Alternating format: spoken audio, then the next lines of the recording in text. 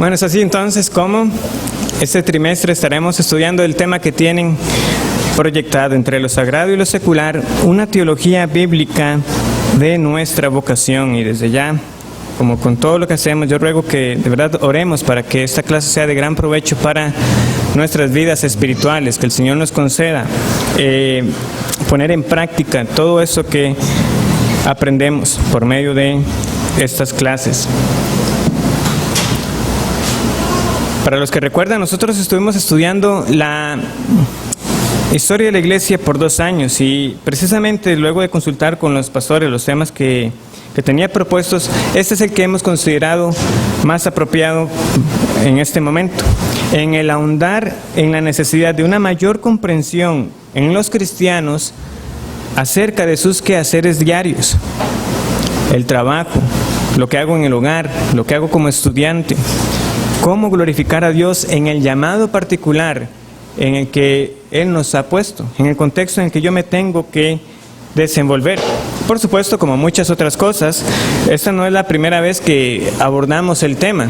Si algunos recordarán que hace unos 4 años tuvimos otro curso llamado Gastando nuestras vidas radicalmente. En ese curso, las lecciones 8 y 9 trataron también acerca de cómo glorificar a Cristo en nuestro trabajo.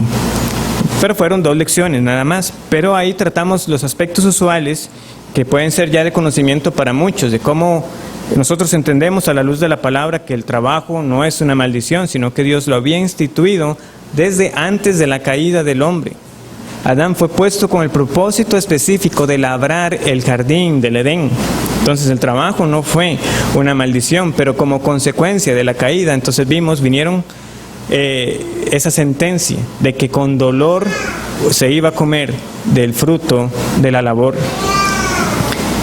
También vimos que nosotros no trabajamos para servir al ojo humano, sino que trabajamos como para el Señor, lo cual nosotros debemos recordar siempre, porque independientemente de cuál sea el ambiente de trabajo, de cómo sea el jefe, el supervisor, el que yo tenga que reportar, yo sirvo es primeramente al Señor y por tanto yo no sirvo para ganar esa aprobación humana o para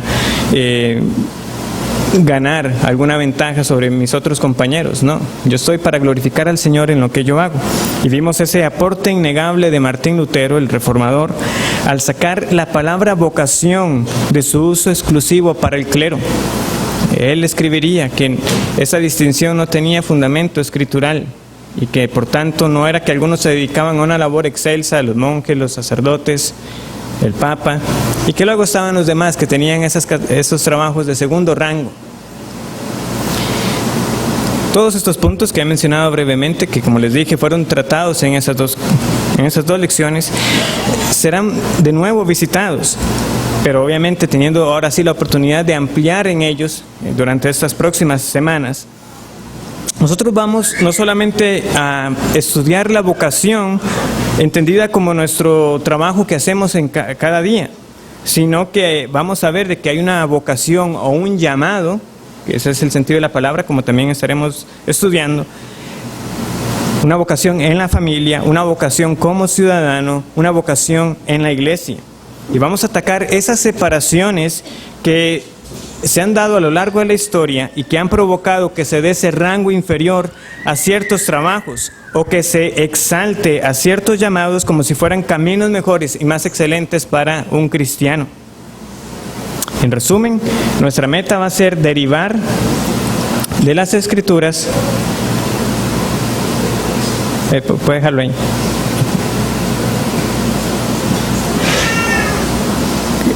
En resumen, vamos a derivar de las Escrituras la cosmovisión para nuestra vida cotidiana, de manera que nosotros podamos apropiadamente asociar lo que nosotros entendemos de la palabra de Dios, del Evangelio, sabiendo que todo lo debemos hacer para la gloria de Dios y ese contexto en el que el Señor nos ha puesto. Porque eso yo sé que lo sabemos, constantemente lo estamos enfatizando. ¿Cuál es el propósito? ¿Cuál es el fin primordial del hombre? Glorificar a Dios y disfrutar de Él para siempre. Lo recordamos, muchas gracias. Pero a veces fallamos en esa aplicación diaria. Bueno, entonces, ¿cómo glorifico yo a Dios en el trabajo en el que yo estoy? ¿Cómo puedo glorificar yo a Dios cuando estoy atendiendo a mi hijo, cuando le estoy cambiando un pañal, cuando estoy preparando la comida, cuando sencillamente estoy esperando para que el Señor me conceda un trabajo? ¿Cómo yo puedo glorificar a Dios en ese día a día? Entonces, para ese fin, las dos fuentes primarias que vamos a tener, uno es este libro que se llama Vida, Trabajo y Vocación, del autor Darrell Miller, y una teología bíblica del quehacer cotidiano, y el otro se llama Dios en el trabajo, su vocación cristiana en toda la vida, por el autor, sería como Jim Bate. En el caso de los autores, este primero, Darrell Miller, yo no puedo asegurar que él sea propiamente llamado reformado, aunque él sí es afín a los principios de la Reforma, como vamos a ver por toda su teología del trabajo que él deriva, y de que él fue discípulo de Francis Schaeffer, que algunos quizás sí lo puedan conocer. Él fue un presbiteriano y un reconocido apologista. Pero como tal, yo de él no puedo asegurarlo 100% porque él está más enfocado en un ministerio que se llama Discipulando a las Naciones. Y como tal, entonces, no hay alguna referencia explícita a dónde es que él se congrega, cuál será su denominación en particular. Entonces sepan que he tratado de hacer esa labor pastoral de indagar bien cuáles las convicciones particulares de este hombre, pero hasta donde he podido ver no hay nada como que me pueda dar esa certeza. Como les digo, simplemente es afín. Él conoce la historia de la iglesia, él conoce los principios de la Reforma, conoce toda la obra de Lutero y de Calvino, pero como tal no tiene explícitamente cuál es su afiliación. En el caso de Jim Bate, pues él es un presbiteriano muy afín al ministerio de R.C. Sproul. Muy bien. Entonces, cada cristiano en diferentes momentos de su vida enfrenta en mayor o menor medida cuestionamientos al respecto de lo que hace y la diferencia que debería haber por precisamente conocer el Evangelio, por haber sido salvado por el Señor. Bueno, ahora que he sido salvado por el Señor, ¿cómo debería yo vivir? Es una pregunta que uno tiene que hacerse en cada faceta de la vida. Al principio es evidente para uno como recién convertido de que claramente el Señor lo salva a uno de una vida de pecado para vivir para Él. Pero a la vez tiene que caer en cuenta de que seguirá trabajando posiblemente en lo mismo que ha estado haciendo. Su familia seguirá siendo la misma familia que ha tenido, sea que hayan creyentes o no en su familia. Entonces, ¿cómo voy a vivir ahora? ¿Cómo me voy a relacionar con las personas? Dice el autor, algunos se preguntan, ¿no debe el Evangelio influir sobre todos los aspectos de la vida e incluso ayudar a moldear mi país? ¿No debe el Evangelio influir en el mercado, en mi puesto de trabajo? ¿Tengo que abandonar mi trabajo y hacerme misionero para que mi vida sea útil al reino de Dios?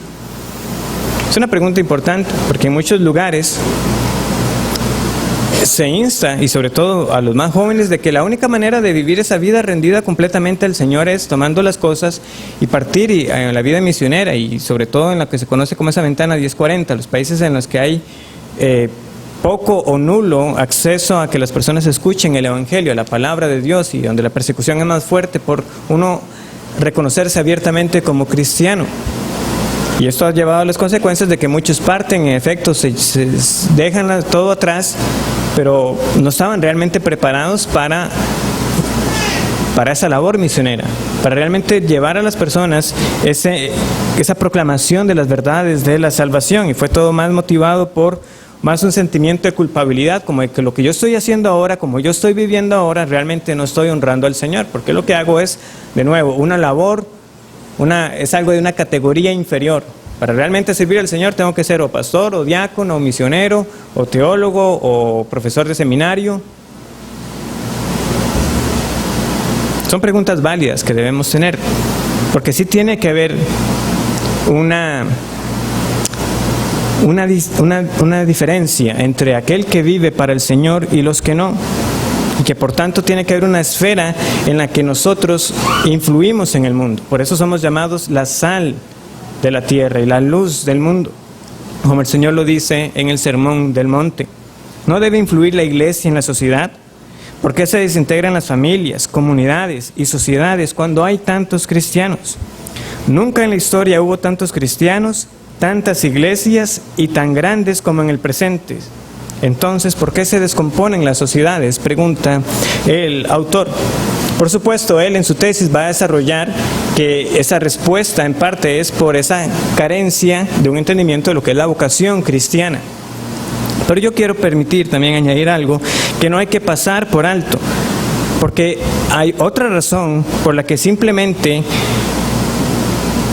o hay otra razón más allá que simplemente cristianos sin una cosmovisión adecuada, y es que hay algunos que, aunque se dicen ser cristianos, realmente no han entendido el Evangelio. Hace unas semanas yo compartía esto con algunos hermanos en el estudio de San Rafael. Yo estaba esperando el bus en una parada y estaba un rótulo que anunciaba una gran conferencia familiar, anunciada con toda su pompa de que venían, yo no sé, los nombres obviamente yo no los reconozco, pero para los que se mueven en ese círculo debían ser nombres conocidos. Algunos eran como cantantes, otros llamados profetas, predicadores sumamente reconocidos, y era como una jornada por la familia. Ese tema familiar, como ese es el año de la familia. Y la conferencia se daba en mayo. No sé cuántos llegaron a ver el anuncio, pero ese es el que yo me estoy refiriendo, si lo llegaron a ver. Que alquilaron, no sé si era en un estadio o algo así, para tener el evento. El punto es que ya estamos en julio y usted puede preguntarse, ¿y dónde está el impacto que tuvo ese evento en la familia? Si este es el año de la familia. Tenemos que ver que es cierto.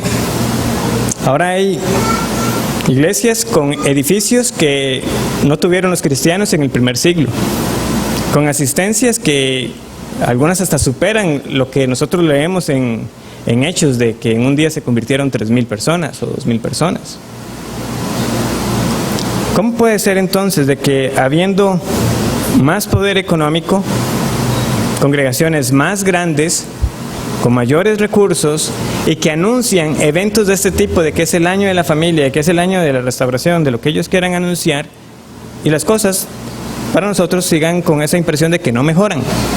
Bueno, la distinción está en que no solamente se trata de que no tienen un entendimiento de lo que es la vocación cristiana, es que no entienden siquiera bien qué es el Evangelio. Porque cuando los cristianos fueron descritos como aquellos que trastornaban el mundo, lo que ellos hicieron no fueron grandes eventos, grandes conferencias con grandes nombres para proclamar este es el año del cambio en el Imperio Romano. No, ¿qué fue lo que ellos hicieron? Vamos a Hechos capítulo 17.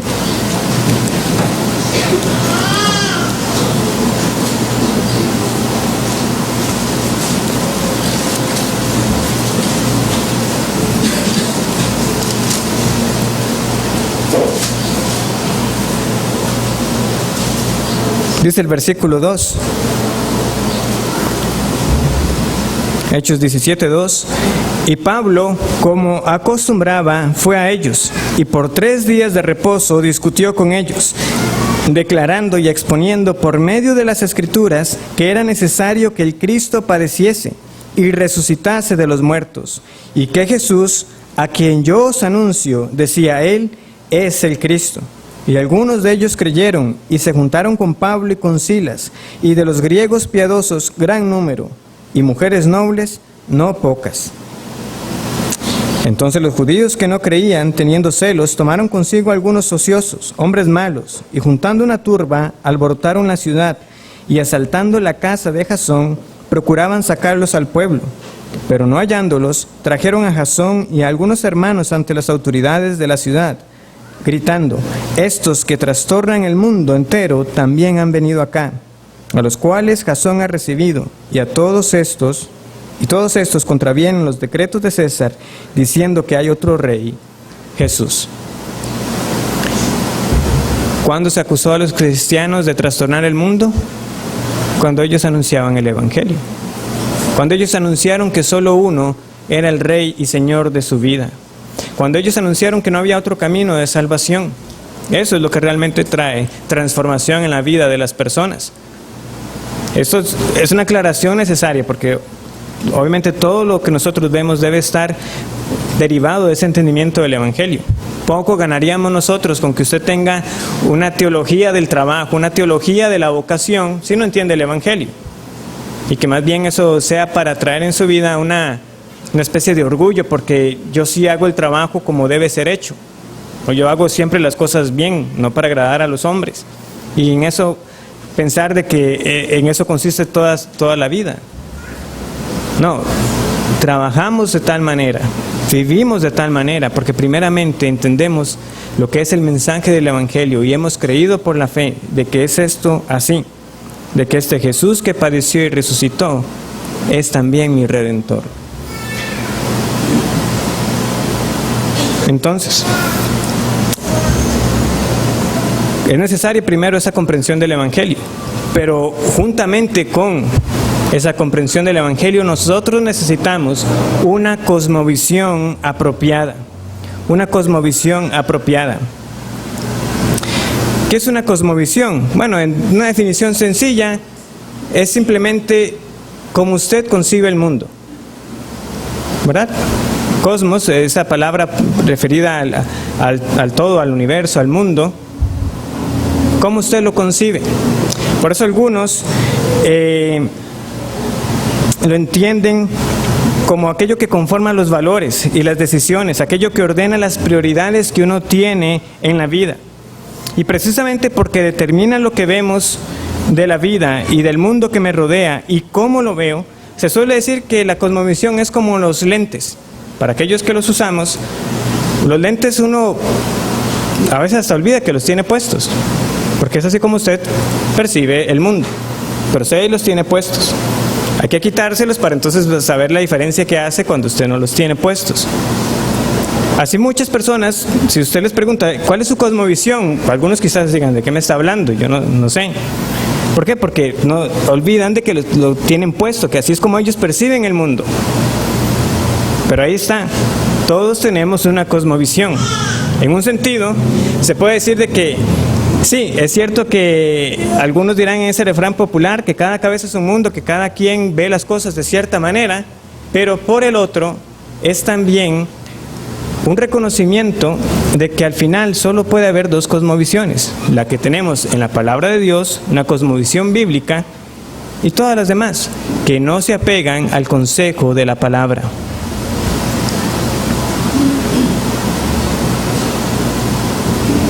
Sí, como hijos del reino nosotros necesitamos esa correcta cosmovisión, porque una cosmovisión inapropiada es lo que hace que haya grupos que se desvíen por una concepción meramente mística, invisible, celestial y futura del reino de Dios. No, el reino de Dios es solamente lo que va a venir, no tiene nada que ver con la tierra, no importa cómo yo viva, no importa lo que yo haga como ciudadano, lo que yo haga como padre de familia, lo que yo haga como cristiano en esta vida, porque total todo esto va a pasar. Y vendrá el día en que el reino de Dios será consumado.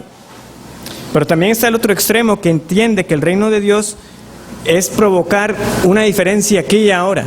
No, es que vea, hay mucha pobreza, hay hambre en el mundo, a esto hay que cambiarlo y para eso estamos los cristianos.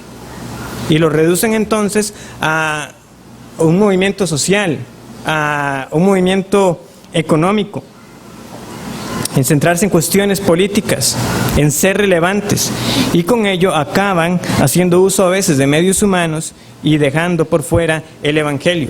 Ambos extremos están mal. ¿Por qué? Porque el reino de Dios, como hemos visto y reforzado desde la clase de escatología, no, ya está. O sea, el reino de Dios ha llegado, pero no se ha consumado. Ya, pero todavía no, como tanto nosotros recordábamos. Y por tanto, sí importa cómo yo viva, sí importa cómo como hijo de Dios yo me conduzco en el mundo, sabiendo que estoy en el mundo, pero que no soy del mundo. Y por otro, de que es cierto de que todo esto va a pasar. Es decir, que el Señor Jesucristo nos dijo que a los pobres siempre los tendríamos entre nosotros, de que al final de cuentas no es la misión de nosotros acabar con la pobreza, pero sí hay toda una cosmovisión que debemos tener con respecto a cómo tratar con aquellos necesitados en medio de nosotros. Entonces estas dos visiones son anémicas. Esta primera, que niega todo lo que sea espiritual y por tanto es una visión secular, y toda aquella otra que se lleve a un extremo espiritual o animista, como le llama el autor. Entonces, ¿a qué nos referimos cuando alguien tiene una cosmovisión secular? Bueno, como cosmovisión secular es aquella que solamente reconoce el mundo físico, el mundo material. Y por tanto, el hombre, ¿qué va a hacer? El hombre lo que va a hacer es no un ser creado a la imagen de Dios, que no deriva su valor porque sea hecho a imagen y semejanza de Dios, sino que es un animal evolucionado. Un animal como todos los demás, simplemente que ha evolucionado y ha alcanzado el dominio por encima de las demás y es en última instancia un animal consumidor. Cuando usted lo dice así, algunos dirán, no, como que yo no veo que el hombre sea eso, pero realmente eso es lo que lleva a ese tipo de comprensión de ver el mundo. Porque si usted niega que hay un creador, pues usted simplemente se queda con lo material, con lo que usted ve, con lo que puede palpar, con lo que puede estudiar, lo que puede ser observado. La ciencia, dirán ellos, esa es su religión.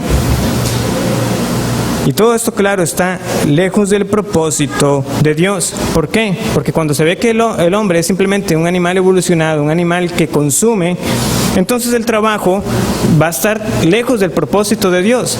Va a ser para que sirva para mis propósitos. Bueno, voy a trabajar para así poder comprarme una casa, un carro, para darme mis lujos, para poder tener los paseos donde yo los quiero tener. Es para consumir, es simplemente para gastar en mí. Y que el sentido de mi vida entonces va a girar en torno a esa profesión o a esa carrera, lo que yo haga, de cuánto es mi salario, qué posición estoy ocupando en la empresa, si voy a ser más bien yo dueño de empresas, cuántos trabajan para mí. La dignidad se va a medir por lo que el mercado mide, por lo que el dinero pueda comprar. Y obviamente todo eso va a ir a expensas de una vida en comunión con Dios, del matrimonio, de la familia y de la iglesia.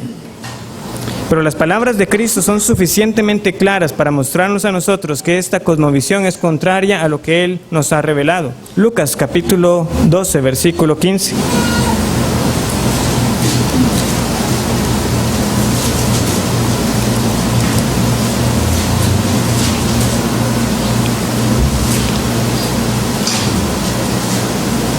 Lucas 12:15, la conocida parábola que el Señor va a explicar luego de que Él afirma esto. Y les dijo: mirad y guardaos de toda avaricia, porque la vida del hombre no consiste en la abundancia de los bienes que posee. ¿Y cómo lo explica el Señor?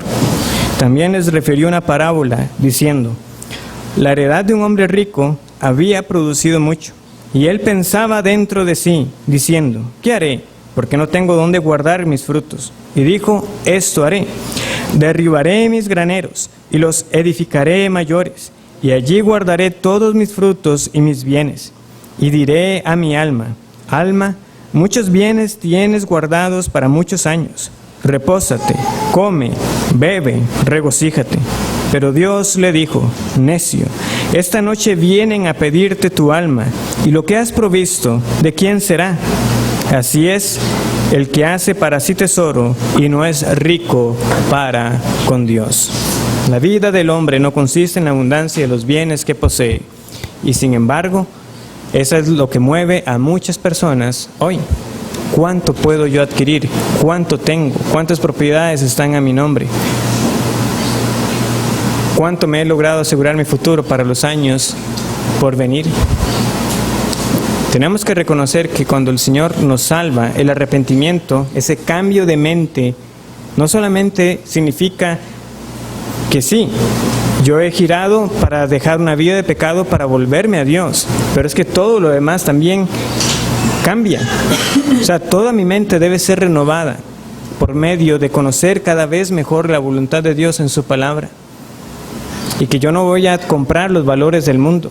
Si el mundo dice que ese es el fin de la vida, escalar alto, ganar mucho dinero para hacer luego todo lo que usted quiera, yo luego voy a decir: no, eso ya no es la vida, porque mi Señor dice que esa no es la vida. Muchos tenemos que estar recordando constantemente también las palabras en Mateo capítulo 6. Cuando el Señor dice en el versículo 25, Mateo 6:25, por tanto os digo, no os afanéis por vuestra vida, qué habéis de comer o qué habéis de beber, ni por vuestro cuerpo, qué habéis de vestir. ¿No es la vida más que el alimento y el cuerpo más que el vestido? Mirad las aves del cielo, que no siembran, ni siegan, ni recogen en graneros, y vuestro Padre Celestial las alimenta. ¿No valéis vosotros mucho más que ellas? Y vean entonces lo que nos dice luego en el versículo 31. No os afanéis, pues, diciendo, ¿qué comeremos, o qué beberemos, o qué vestiremos? Porque los gentiles buscan todas estas cosas, pero vuestro Padre Celestial sabe que tenéis necesidad de todas estas cosas. Mas buscad primeramente el reino de Dios y su justicia, y todas estas cosas os serán añadidas. Necesitamos nosotros comida, un techo, vestidos, sí, el Señor lo sabe. Pero lo que está aquí diciendo es que ese es el fin de lo que buscan los gentiles, los que no tienen el conocimiento del Señor Jesús para salvación. El todo de ellos en la vida es afanarse constantemente por cómo proveo yo para todas estas necesidades, en lugar de descansar que en aquel que les salvó proveerá todo aquello que necesite para vivir esta vida de manera que le glorifique a Él.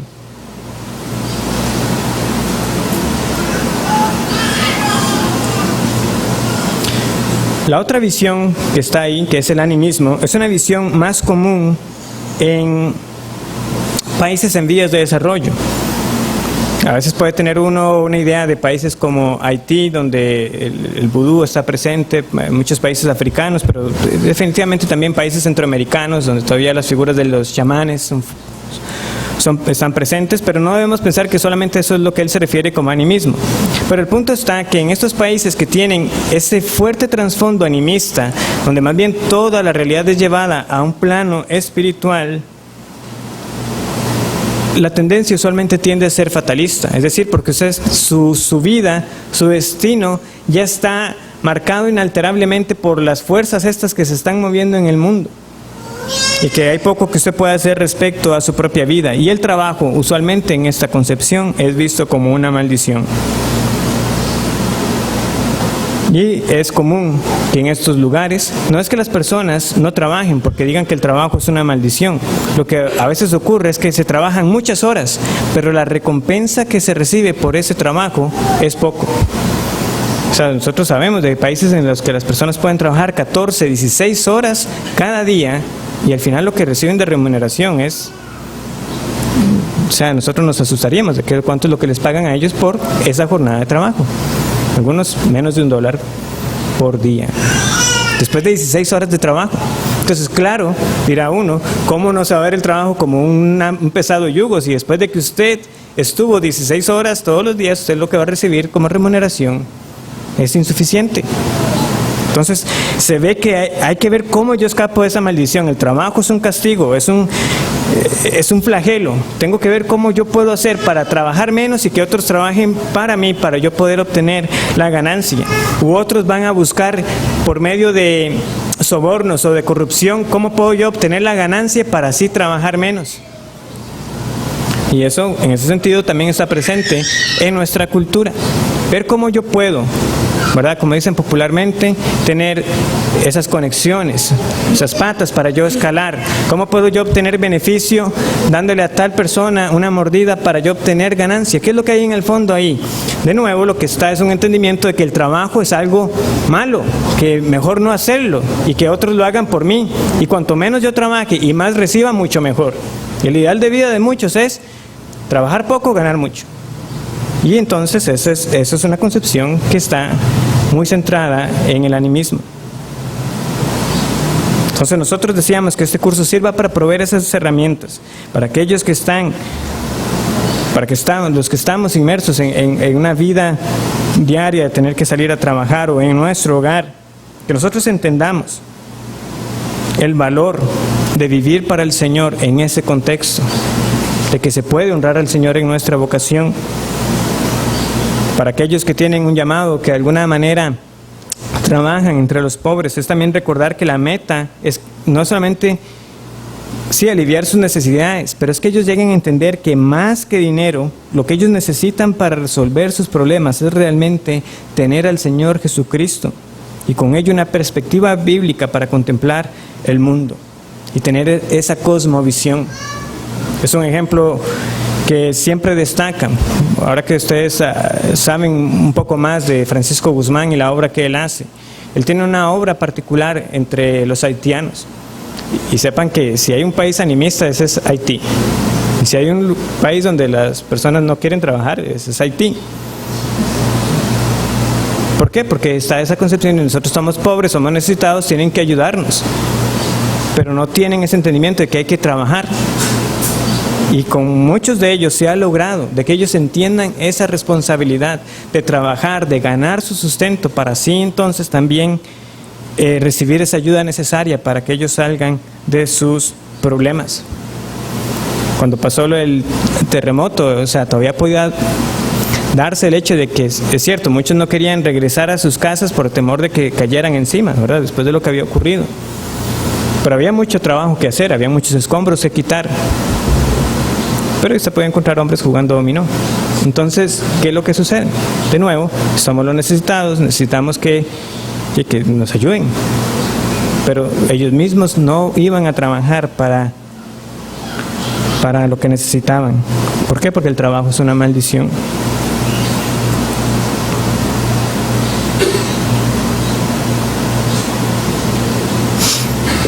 Otra manera, como él también ilustra cómo este desdén por el trabajo se da,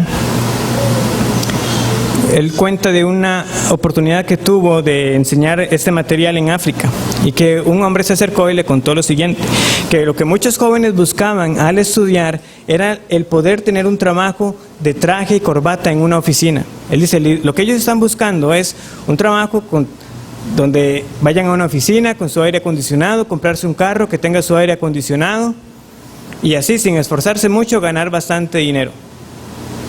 Eso como que uno dice, bueno, pero eso parecía en África, pero no suena muy lejano a lo que muchos también entienden como del trabajo. Que a veces algunos padres, cuando están instándolo a uno como para estudiar, vea, estudie para que no trabaje en lo que yo trabajo. ¿Sabe por qué? Dando a entender que mi trabajo es más físico, es más manual, y como que eso lo hiciera como algo inferior. Y como que el ideal es, no, estudie bastante para que entonces luego al final usted esté en una oficina sin hacer mucho y gane bastante dinero. Y esa no debe ser la concepción que nosotros tenemos, de nuevo, que es lo que hay ahí en el fondo, es ver el trabajo como una maldición, es ver el trabajo como una carga, como algo indeseable que hacer, que hay que hacerlo porque hay que hacerlo. Pero no, si uno tiene un correcto entendimiento de la vocación, todo trabajo es honroso delante de Dios. También mencionaba el ejemplo de que en algunas culturas lo que algunos hacían era dejarse crecer la uña del dedo meñique. ¿Por qué? Porque una uña larga en el dedo meñique significa que usted en efecto no trabajaba en algo manual, porque con una uña larga, mentira que usted va a agarrar una pala, mentira que usted se va a poner a trabajar con un machete, a trabajar con algo que requiriera fuerza. Entonces el que tenía la uña larga estaba diciendo, yo no trabajo en cosas manuales, mi trabajo es de otro perfil. Yo he visto uñas largas aquí, pero no sé si está relacionado con eso. Sí. Hay otra también, incluso yo en aquel momento la había mencionado, pero es increíble hasta dónde ha llegado el espíritu de esta canción, que hasta este autor también la menciona.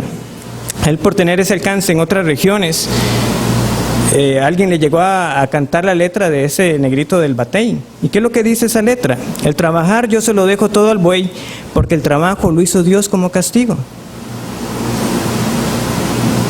Eso es lo que se canta, eso es lo que muchos entienden. El trabajo eso es para los animales, pero no para el hombre. Y ese no es el entendimiento. De hecho, ayer, estando en la feria de Santo Domingo, un hombre estaba vendiendo, ¿verdad?, los números de lotería, y así los estaba vendiendo. No trabaje, compre lotería. Ese sigue siendo la forma de pensar de muchos. Y yo sé que nos puede causar gracia, hermanos, pero es que no podemos comprar nosotros los valores de la cultura de ahora. Y estaba el afán, y luego estaba otro ahí contando ahí cómo alegremente, qué sé yo cuánto había pagado, pero cómo se llegó a ganar una cierta cantidad de dinero. Y es que ahí está. sin esfuerzo, me gané algo. Así no es como nosotros entendemos la vida. Nosotros entendemos que el Señor hizo toda labor para por medio de ella yo poder beneficiar a mis prójimos. Cuando yo trabajo, el trabajo no es solamente para mí, hay muchos otros que se ven beneficiados por esa labor. Igual él contrapone, para no pensar que esto es solamente un asunto de una cultura latina. En Estados Unidos hay una expresión que incluso toma el nombre de Dios en vano, que agradece que es viernes. ¿Por qué agradecer que es viernes? ¿Qué es lo que hay en el fondo? Él dice, no es que se esté dando gracias por el fin de una semana laboral bien trabajada, lo cual ciertamente está bien, porque el Señor también nos ha dado el reposo, después de uno haber trabajado y tener ese descanso. Lo que está más en el fondo es celebrar de que llegó el fin de semana, porque ahora esto sí es la vida, ahora que llegó el fin de semana, y entonces dan gracias porque al fin llegó el viernes. Y de nuevo, nosotros debemos ir contra esa forma de pensar, donde los lunes se ven como lo peor de la semana y el viernes como lo mejor, para los que trabajan de lunes a viernes. Y si no, los otros que trabajarán el sábado o demás, según el horario que usted tenga. El punto es, eso es lo que se percibe en el ambiente de trabajo. El peor día es el día que usted empieza la jornada y el mejor día es cuando ya por fin acabó todo esto. Nosotros no podemos comprarlo. Dios no instituyó el trabajo como una maldición. Dios nos creó a su imagen y nos hizo trabajar como Él también trabaja. Y con ello Él da un propósito a nuestra vida y también recompensa en su bondad la labor de nuestras manos. Pero para la decepción de nosotros, muchas veces nos vemos que esa parece ser nuestra experiencia cada día, que trabajamos más como una cuestión de supervivencia que por cumplir un propósito, que estamos trabajando para suplir nuestras necesidades, aunque a veces no tengamos muy claro qué es lo que realmente necesitamos, aunque por supuesto sabemos que ocupamos un alimento, un techo y un vestido, como el Señor Jesús nos dijo, porque eso buscan las personas. Pero podemos trabajar sencillamente para buscar sobrevivir.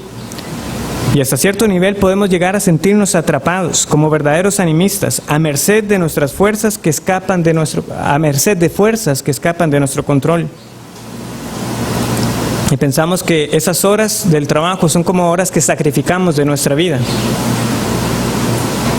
Y que anticipamos que llegue ese fin de semana, que lleguen esos días libres, pensando que en eso tendremos algún alivio.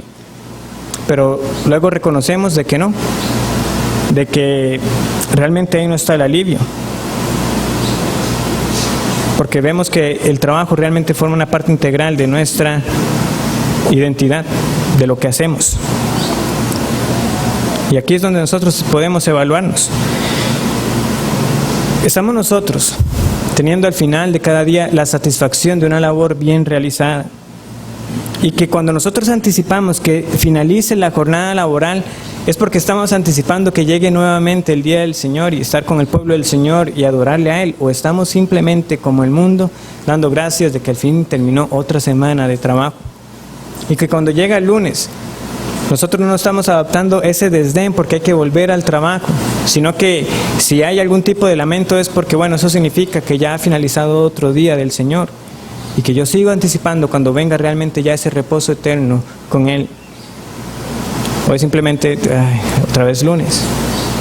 ¿Qué está permeando nuestra actitud? ¿Cuál es nuestra cosmovisión al respecto de lo que hacemos? La respuesta que en algunos lados ha dado la iglesia es una respuesta insuficiente, que está ilustrada en esa imagen que tienen ahí. Como ven, hay una línea que claramente separa, que está lo secular y está aquello que es sagrado. Y lo sagrado es, entonces, aquello que realmente tiene valor. Es un dualismo, en última instancia. De ese lado están los evangelistas, los misioneros, los pastores, los teólogos. Ellos sí hacen labores espirituales. Y luego del otro lado, totalmente de la línea, están el carpintero, el doctor, el ama de casa. Otro error más sutil que algunos piensan que no estamos haciendo esa gran separación, pero sí sigue siendo que no es lo mismo ser misionero en una parte remota que trabajar acá. Pero para los que trabajan acá, sepan que ustedes están llevando un pedacito de eso sagrado a lo secular.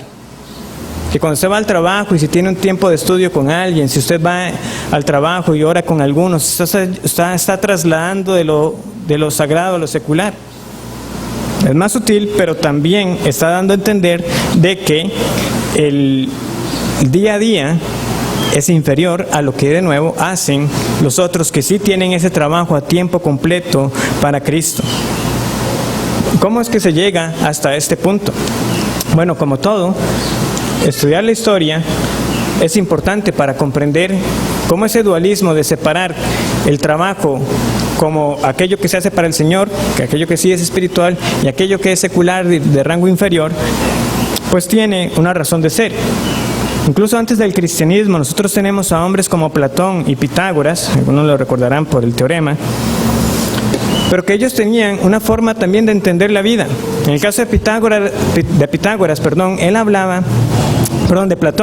de que el mundo, o sea, que lo que nosotros percibimos no es lo real, sino que son como sombras de lo real, y que lo que uno tiene que llegar a alcanzar es aquella sustancia verdadera, aquello que no es lo físico, porque esto físico es una sombra de algo más que existe. Algo parecido también pregonaba Pitágoras. ¿Y cómo llega a impactar esto al mundo griego y posteriormente al mundo romano, que aunque conquistó el imperio griego, esa cultura griega no salió de Roma? Bueno, también tenía mucho que ver en el hecho de ¿por qué tener esclavos? ¿Por qué tener esclavos? Sí, para que ellos hagan el trabajo físico. De nuevo, porque eso es solamente una sombra. Yo voy a buscar algo superior. Yo voy a ir a instruir mi mente. El trabajo que lo hagan los esclavos. Eso también influyó en la posición que tenía la mujer en la sociedad, porque la mujer era vista nada más como un medio para engendrar hijos, lo cual es algo físico. Entonces, algo también que tiene que ser relegado. También tenemos el gnosticismo, que ese es dualismo puro. Ya muchas veces hemos hablado del gnosticismo, ¿verdad? De ese conocimiento privado.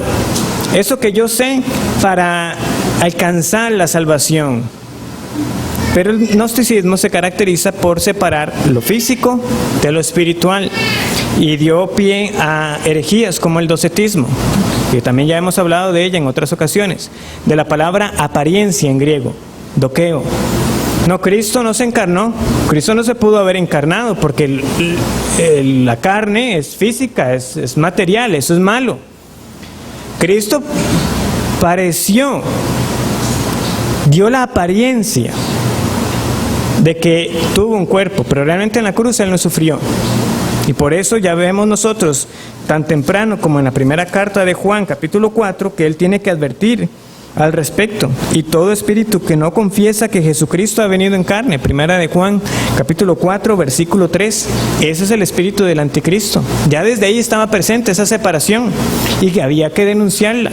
No, Cristo se encarnó y Él habitó en medio de nosotros y anduvo en medio de nosotros y padeció verdaderamente en la cruz. Pero eso atacó a la iglesia, como recordarán cuando estuvimos estudiando la historia. Un hombre como Marción, ¿verdad? Que también era gnóstico en su forma de pensar. Desechó el Antiguo Testamento, se quedó con un Nuevo Testamento hecho a su medida. ¿Todo eso por qué? Porque él no podía reconocer de que Dios se involucrara en los asuntos humanos y mucho menos de que se encarnara como tal. Y la iglesia tuvo que responder a ello. La iglesia afirmó lo que siempre se ha creído, de que no, el Hijo de Dios se encarnó y habitó entre nosotros. Pero esa forma de pensar dualista siguió presente y siguió atacando. ¿Cómo lo vemos nosotros en el cristianismo primitivo cuando vimos los monasterios, el monacato? Ya no vamos a recordar todos aquellos nombres que vimos, pero sí recordamos aquello que llegó a pasar. ¿Qué sucedía con el que estaba en el monasterio? Es cierto que algunos tenían ese gran ideal. Yo me voy a retirar a vivir solo en el desierto. Y al principio era así. Habían unos cuantos que vivían bien alejados. Pero luego otros quisieron imitar ese estilo de vida y los iban a buscar. Y así poco a poco, cuando se vio, se tuvo ya el origen de los primeros monasterios. Y ciertamente tuvieron una gran utilidad en ese momento particular, porque en ellos se copiaban las escrituras, eran centros de instrucción, algunos hasta tuvieron esfuerzos misioneros y obras de misericordia. ¿Pero qué fomentó? Bueno, vean lo que llegó a escribir Eusebio, el llamado padre de la historia de la iglesia. 2 formas de vida fueron dadas por la ley de Cristo a su iglesia. Una es sobrenatural y está más allá de la existencia humana común, total y permanentemente separada de la vida común y habitual de la humanidad. Se entrega exclusivamente al servicio de Dios. Tal es la forma perfecta de la vida cristiana. Y la otra es más humilde, más humana. Permite a los hombres tener capacidades para la agricultura, el comercio y otros intereses más laicos, así como la religión, y una especie de piedad de segundo grado le es atribuida. Eso lo podemos ilustrar entonces de esta manera. Tenemos la vida perfecta, la vita completativa, superior, sagrada, social, espiritualmente superior. ¿Quiénes estaban ahí? Los sacerdotes, las monjas, la aristocracia. ¿Y quiénes tenían la vida permitida? Una vida que se podía vivir, pero que era inferior. Bueno, las amas de casa, los trabajadores, los agricultores, porque esa era inferior, secular, activa. Tenía un valor más degradado. Nosotros vamos a ver cómo influyó este dualismo cuando terminemos de ver este impacto en la historia. Por ahora, hermanos, recordemos, la vocación que el Señor nos haya dado es la manera en que Dios obra para yo beneficiar a otros. No se trata solamente de lo que yo hago, sino de lo que Dios hace por medio de nosotros. Que esto entonces nos anime para estudiar durante las próximas semanas cómo glorificar al Señor en lo que yo hago. El Señor les bendiga.